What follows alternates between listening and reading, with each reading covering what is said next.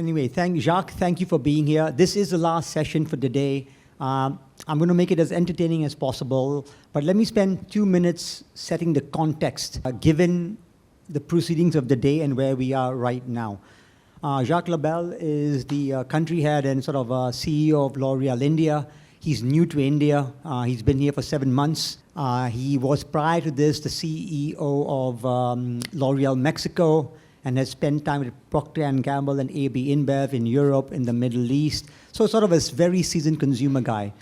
The context for our chat today is to answer 4 questions. What Mohit and Hari covered was the insurgent brand story.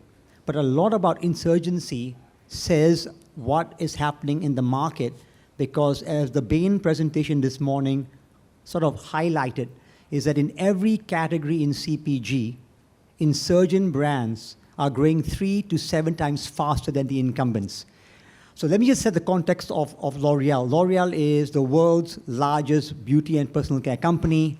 Revenue last year was 44 billion euros. The India business is about 600 million euros. And I want to unpack in the next 25 minutes 4 things. What L'Oreal, as an incumbent, thinks about India. What L'Oreal thinks about insurgent brands, how L'Oreal thinks about build and buy, and I'll end with what it takes for a company like L'Oreal to acquire an insurgent brand. So those are 4 things to unpack in a very, very, very short time. Just to give added color, L'Oreal is also the most successful acquirer of beauty brands. It's acquired 39 brands across multiple decades. Last year alone, in 2025, it acquired 3 big brands. It acquired Medik8, it acquired Color Wow, and it acquired the Caring Beauty fragrance brand. So that's the context. So welcome to India. And this is an interesting question because you are new to India. He's been here 7 months. What's your first impression of India and the Indian consumer? Thanks, Deepak, for the invitation. And I will say, India will. I think I'll always be new to India somehow. So I think if you were to interview me 2 years from now, I would still feel like I'm new to India. I've managed somehow to squeeze in within those 7 months around 20 city visits in different parts of the country. And of course, the first thing that strikes you is the scale and how varied the place is. And I won't tell you about each of these visits because I would bore the hell out of you and your audience, but we sell a lot of different products. I can tell you from hair color, and when I go to Punjab and I see how Punjabi women look at their hair and look at hair color and embrace it. We're very present in hairdressers, the role of female entrepreneurs in the South. So every single region, I think, has something to teach me about beauty and shows me that it's different. But in every place I've seen the same level of vibrancy, embrace of beauty, desire to transform and try new things. And I have to say, very much powered by the audience that a lot of you guys target today, which is this young Gen Z. I even say young Gen Z, because within Gen Z you have different tiers, right? So young Gen Z and older Gen Z are not exactly the same. And whichever way you want to segment India, because I think you have to segment India, it's just too big otherwise. Correct. You have, within this call, India 1, New India, Gen Z, something of an appetite. The new influencer, we talked a lot about user-generated content, but it clearly all happens here on the mobile phone. Large language models are becoming, probably for some, the #1 source of influence. And that's something that is obviously very, very new. And probably the one thing about India that is different is the scale and the speed at which it's happening. And just to give you some numbers, today we consider that we talk to around 300 million Indian men and women, based on their disposable income, their ability, we think, to buy our products. In the next 5 years, so by 2030, that number will go up to 450. Correct. So that level of growth is unequaled anywhere globally. I'd like to say that's why I'm here, to expose myself to it. And obviously, it's easier said than done to recruit all of them. We're not going to recruit all of them, but we'd like as many of them as possible to participate and try our products. I'm really happy you said the context. Right? Again, at DSGCP, we also target 300 million people, right price point, ability to spend, disposable income. It's going to go to 450. Our number is 500 million. But as you look at the monster ship that you are, and you look at India, the lessons learned from other geographies, what do you think you as the country head need to do to grow the brands you have? I think you have 26 brands in India, if I'm not wrong, professional, consumer. For those of you who don't know the brands, people who use CeraVe, people who use Aesop, there are many, many brands which you do not realize it's behind, sort of, it's owned by L'Oreal. How do you think about what you need to do whilst you're in India with your existing brands? And as you spent, you went to 20 cities over how long? 6 months. What can your current brands do? And what's missing for you to think about as you build brand L'Oreal as a platform? Well, the first thing to say, you're very kind to call my ship a massive ship. We tend to believe it's still very small. So, we look at our India operation, and actually, in fact, some of you, if you care to see our latest CEO's global talk, he called our India operation still very small. So, we believe we're still very small in India. We have around a 7% market share, which is half of our global average. So, we feel it's like day one for us in India. We have the world, or at least India, to conquer. It's still early to tell you that I have definite recipes, but L'Oreal tends to have a model that when we apply works, and it's usually about something we say internally, which is called seize what starts. Seize what starts. Okay. So we want to be kind of first movers or thereabout, and you can apply that to pretty much everything. You can apply that to the consumer segments. We just discussed them. We have to offer them, and we have to make sure that the consumer, whether it's in the influence sources that they consult or in the categories that they consume, serums. We just saw minimalists that built themselves on this. We have to be present. Also have to talk about channels. I mean, quick commerce is more or less an Indian invention, I think. It is an Indian. And it's here to stay. We believe it's going to be the size of quick commerce within the next few years is going to be the size of some of our biggest divisions today. Yeah. That's how ambitious we are about quick commerce. So we have to be ready for that and embrace it, embrace new product categories and consumer needs. And today, I'll give you some example, but dermatological beauty, which is a very big division for us globally, more or less 20% of the group sales, is still nascent for us in India. You're all familiar with Cetaphil. It's a very big brand. Yeah. These are very big segments on which we're barely playing. So we have to get active. We have to seize what starts. I think we have to be very ambitious, think from a day one mindset. We're not a big ship. We're still a very small ship. And we have room to grow. That's a bit the mindset. Okay, so let me sort of overlay something again from the morning session, which is when I spoke to, I think, a dozen CEOs and COOs of sort of regional, global companies in January and February. One thing they all alluded to was the fact that Indians today are very proud. They are looking for brands that are local with a culture, with sort of a language and cultural fluency that speaks to them. When I started coming to India 21 years ago, it was very clear if you were made in Paris, Tokyo, New York, you would win. Today it's opposite. You, fortunately or unfortunately, are a global brand. How do you think about the fact that Indians want to buy Indian brands? You are and never will be a sort of an Indian brand. How do you sort of cross that bridge? Well, first, we're a portfolio company, so we have many brands, and Correct. who knows? One day we may have Indian brands within that. Never say never. Never say never. But I would say no. First of all, I think being locally connected is a non-negotiable. So we've always done that. It's true that the codes have changed a little bit. So when we were signing Aishwarya Rai 20 years ago, well, it was the first way that we were trying to be an Al-Khapat. Well, we were trying to be locally relevant and connect. It's true that today you might want to do this slightly differently. We're probably going to work with lots of influencers, people who look like everyday consumers from different regions. Some of our content is going to be in English, some in Hindi, some in vernacular. So we're going to have to change the way we do it. But that hasn't changed. That said, there is room, because I can see where you're going. There is room for new brands in our portfolio. You said it yourself. We have around 40 international brands. Only 3 were ever invented by L'Oreal people, which I don't know if it says something about our level of creativity, but that's what it is. So there's space for... It does say something about the level of foresight, right? Someone clearly saw the fact that, you can buy in innovation. Exactly. We're very open, and we have a lot of respect from entrepreneurs. I've had chats with many of you tonight. I mean, I'm here, right? So I think we respect entrepreneurs. We love, we buy companies all the time. But of course, some criteria need to be met, right? So one is, of course, there needs to be some strategic fit. Right? It needs to fit somehow, or be in a category where we don't play, or maybe in a segment that was not exactly one where we're present. It needs to be scalable.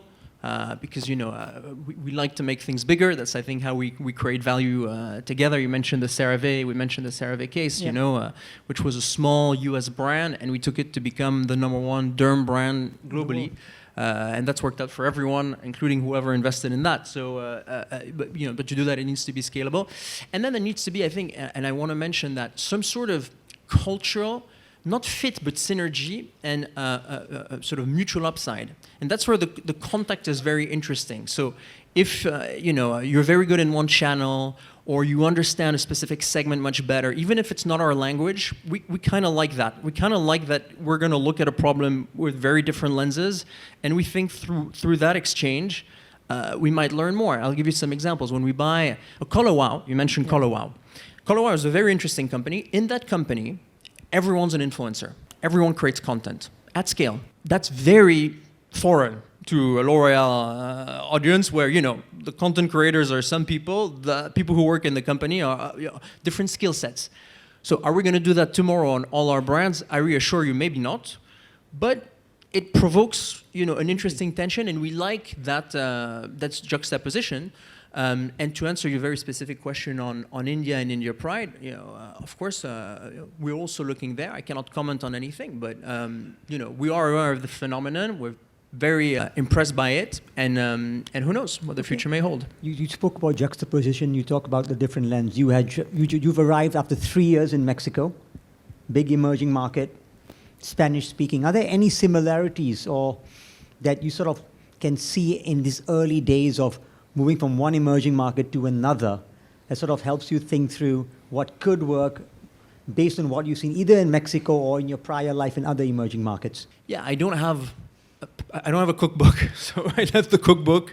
And as we saw, people's definition of cuisine or stuff from different countries is very different. So I would say clearly in all emerging markets have this change vector that's exciting.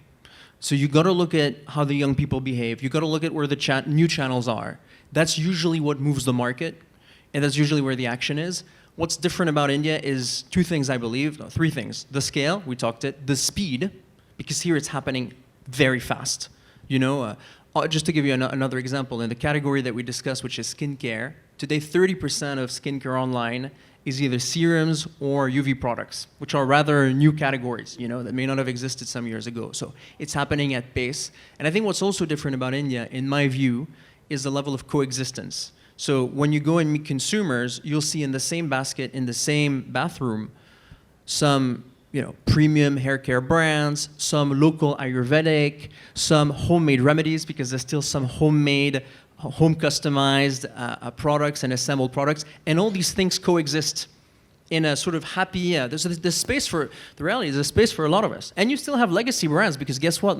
What my mom used and what she recommends, I also value, even though I'm also asking ChatGPT for some advice. So all that kind of coexists. It's a very exciting place. I've never seen that level of dynamism, scale, and coexistence at once. But I think it makes it the place to be for FMCG. Perfect. Good segue. I think one of the things I spoke about at the L'Oreal event in Paris last year, because I was asked to present on what India would look like in 2040. And I want to ask you whether you agree, disagree, what your point of view is. India, given its diaspora, in my view, in 2040, will be one of the most culturally fluent sort of soft powers. We produce a lot of music, world-class musicians. We have Bollywood, we have Tollywood, we have great shows. And the diaspora is much bigger than the Japanese or the Koreans. But you have Korean beauty, you have Japanese beauty, you have K-pop, you have BTS. My view is in 2040, that's going to be replaced by Indian beauty. You have Ayurveda, you have remedies, which means that there's an opportunity today for the startups in the room. As I look around, I see 1/3 founders, 1/3 incumbents. I see Marico, I see Unilever, I see Nestle, and I see 1/3 investors. I think one of the questions they ask me is when will India be able to export at scale the same way that Japan and Korea? I would love your perspective.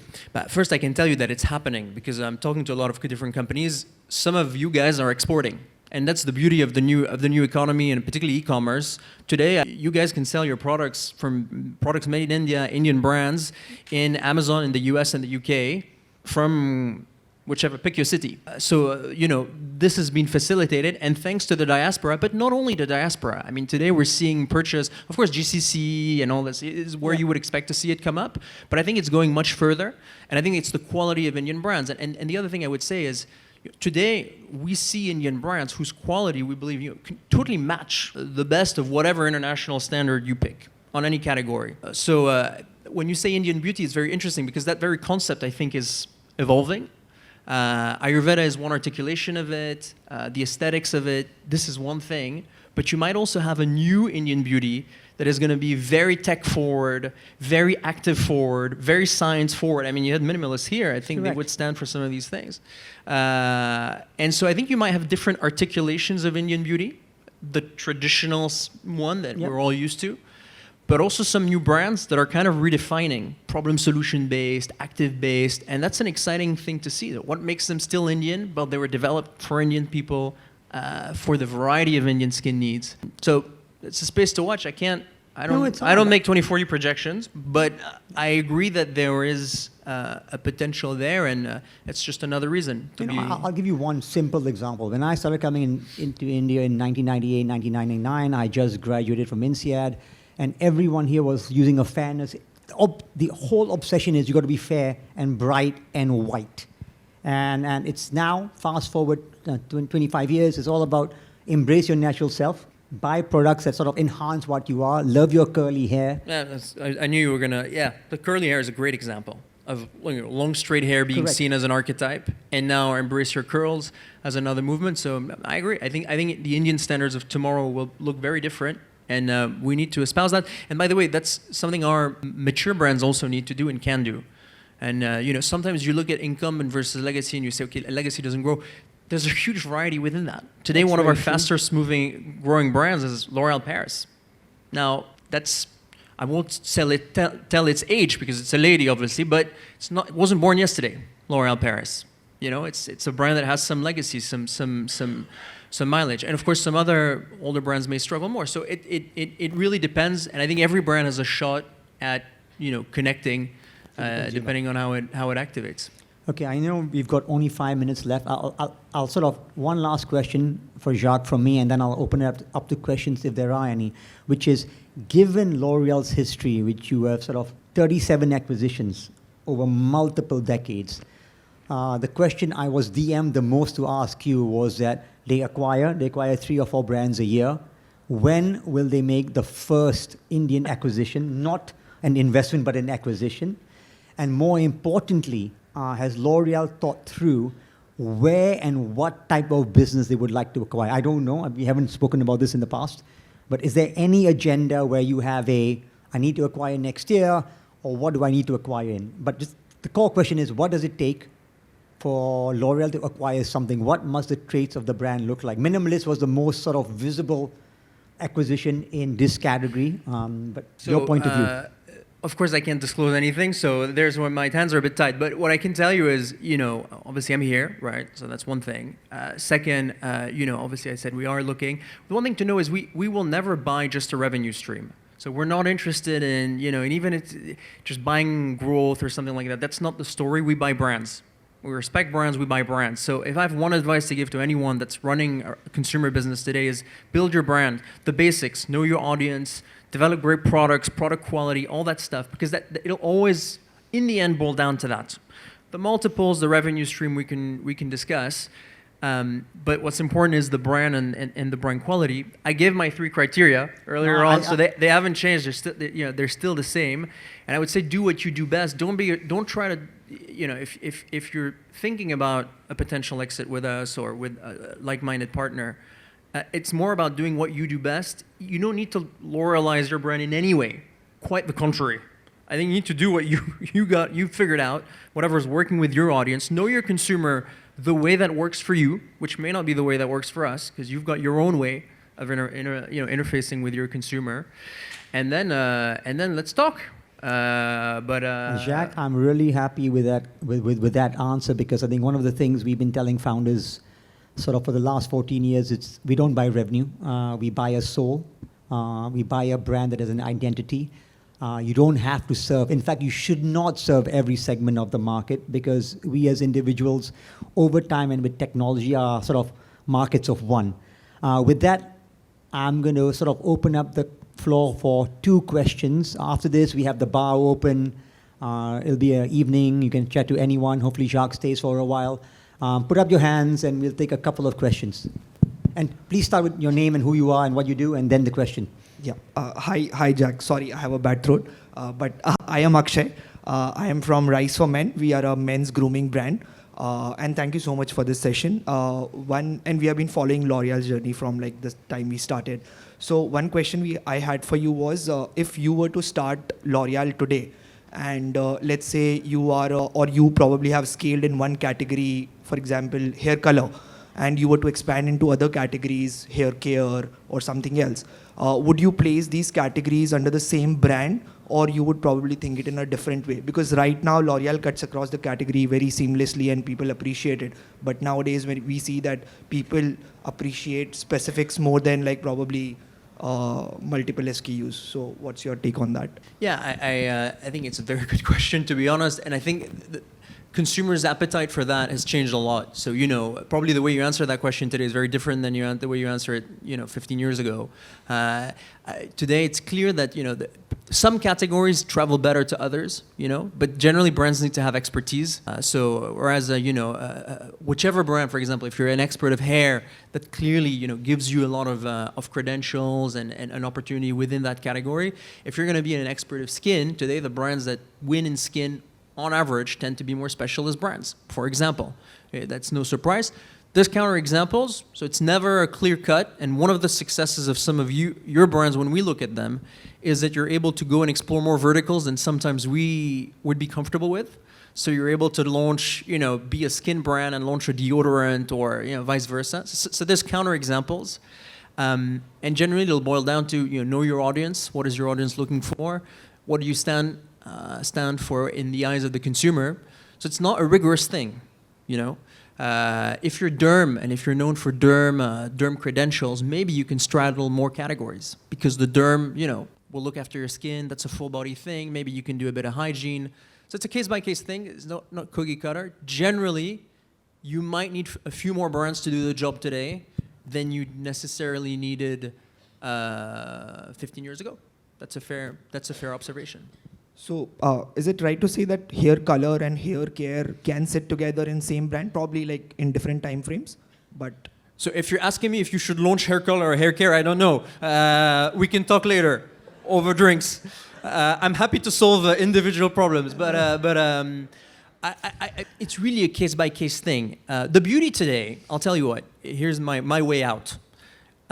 You can experiment today in a way that the oldies, which I'm excluding myself for because I feel closer to you than... So our predecessors couldn't. When this country was 99% GT, and the only way to test something was to launch it in 500,000 stores, that was really complicated to experiment and find out. Today, if you have a D2C, you can put it up there, do some cohort marketing, figure it out. You can pick one platform where you do it. So the cost of failure has undeniably gone down. Which gives people who are agile and want to try things an edge, because instead of testing it with a panel or whatever, or you can live experiment with this and try it. So if in doubt, my advice would be apply your own playbook, which I think we're learning from, and test it. One more question, if there are any, or we have no questions, which means everyone is... Oh, we have one question at the back. Hi. So my name is Tarun, and we do branded eggs. It's a very different category. But what I wanted to ask, so you have a lot of brands which sit in the opening price point, and then you have luxury brands as well. And I'm assuming the end goal is to push more people to luxury. Is there a strategy that you use to graduate people from opening price point slowly to the top? So I'll be very honest. I don't think I'm the best example of that, simply because I believe I have so much headroom to grow in penetration in users that my first task is just to bring in new people, all across the board. It's just to recruit, quite frankly, to be honest with you. In some individual category spaces, I may have reached a level where I might start to be interested in some of this, but it's very nascent because generally I told you I consider myself to be very small, like 7% market share. And the easiest way to grow is to grow by acquiring consumers. Easiest rather. So I think there's some other big established incumbents that may be in a better position to answer that question than us. I think we're about growth, we're about recruitment, and bringing new people into our brands at every level, and having an offering for everyone, within a certain operational, parameter. So that's how we think about it. With that, I'd like to thank Jacques for a fantastic session. Everyone, in a couple of minutes, we'll open the doors. The bars are open. Merci beaucoup. And I hope you have a fantastic stay in India. And we have, I guess, goodies for you. Thank you. Thank you so much. Everyone, thank you very much. And that concludes the formal event for today. 4 thank yous as we end the formal session. First, I want to thank all the founders who've let DSGCP be part of their journey. We wouldn't be who we are without our founders. Number 2, I'd like to thank all our LPs, all the investors who have trusted us with their capital over the last 14 years.